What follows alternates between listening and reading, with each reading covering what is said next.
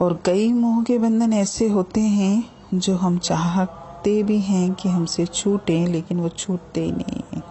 हमारे अवचेतन मन में अंदर ही अंदर वो चलते रहते हैं और हमको ऐसा लगता है कि नहीं, बाहर से मैं मोह नहीं कर रहा, यानी मैंने अपने मोह पे काबू कर लिया है, लेकिन ये सत्य नहीं है, क्योंकि वो अंतर मन में हमारे चलते रहते हैं और हम चाहकर भी उनसे छुटकारा नहीं पा सकते और वो हमारे मन पर बहुत गहरा प्रभाव भी डालते हैं।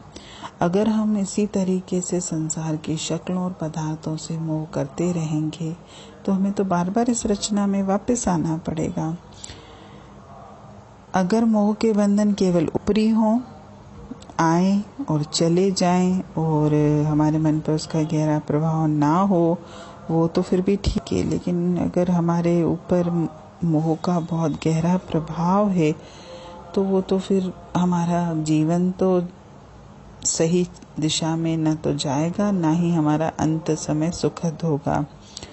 और इन सब से ऊपर उठने के लिए, यानी मोह के बंधनों को छोड़ने के लिए सबसे सरल और सुगम रास्ता है सत्संग सिमरन। क्योंकि जैसे जैसे हम परमात्मा के मार्ग पर आगे जाते हैं, जैसे जैसे हम सत्संग से, वाणी से, सिमरन से जुड़ते हैं, जैसे जैसे मेरा परमात्मा के प्रति प्रेम बढ़ता है, अपने आप ही धीरे धीरे संसार के मोह के बंधन कटते चले जाते हैं और मेरे मन में संसार के लिए वैराग्य आना शुरू हो जाता है। और जब हम इतना ऊपर उठ जाते हैं तब हमारे ये मोह के बंधन मेरे लिए कोई मायने रखते भी नहीं हैं। जब सत्संग से, सिमरन से, वाणी से नहीं जुड़े थे तब तक हमको ऐसे लगता था कि जिन शक्लों से, यानी जिन रिश्तों से, जिन पदार्थों से मेरा अथाह मोह है और मुझे ऐसा लगता था कि इनके बिना मैं जिंदा भी नहीं रह सकता। तो जैसे जैसे आप इस रास्ते पे आगे बढ़ोगे वैसे वैसे आप देखिएगा आपको ये चीज़ें अच्छी नहीं लगेंगी।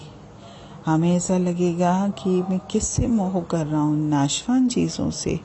क्योंकि सत्संग सिर्फ मुझे परमात्मा से नहीं जोड़ता, सत्संग मेरा विवेक भी खोलता है।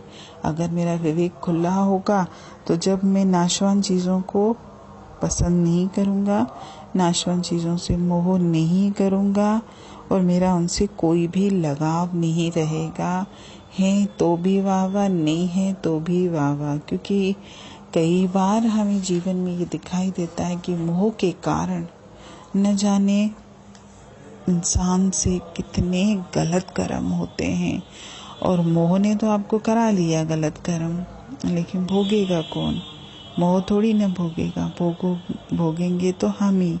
इसलिए कोशिश हम ये करें, चाहे जड़ हो चाहे चेतन हो, यानी शक्लें हो चाहे पदार्थ हो, रिश्ते हो, जो भी हो, जितना हो सके मैं इसके मोह से ऊपर उठूं। नहीं तो मेरा अंत समय भी अच्छा नहीं होगा। जीवन तो जो है सो है, रोग आके निकल ही जाएगा, लेकिन अंत भी अच्छा नहीं रहेगा। और मोह की वजह से जीवन में देखिए बहुत परेशानियां, बहुत दुख तकलीफें भी इंसान को उठानी पड़ती हैं। इतना अनमोल मनुष्य जन्म जो मोह के कारण ही मेरा व्यर्थ जा रहा है। क्योंकि जो 5 विकार होते हैं उसमें मोह का विकार तो बिल्कुल अंधा होता है। जब मोह होता है ना तो मुझे ना कुछ दिखाई देता है, ना मुझे कुछ सुनाई देता है। आज जो इस मार्ग से दूर है, जरूरी थोड़ी नहीं है कि वो अहंकार की वजह से दूर है, जरूरी थोड़ी नहीं है वो इच्छाओं की वजह से दूर है। मेरे जीवन के अनुभव से तो मैंने देखा है कि जो भी सत्संग से दूर भागता है, वाणी से दूर भागता है, परमात्मा से दूर भागता है, यानी इन चीज़ों के लिए उसके पास समय नहीं है, यानी समय निकालना नहीं चाहता, तो उसके पीछे भी कारण कहीं न कहीं उसका मोह है संसार के प्रति, रिश्तों के प्रति, जो उसको इस मार्ग से दूर धकेलता है।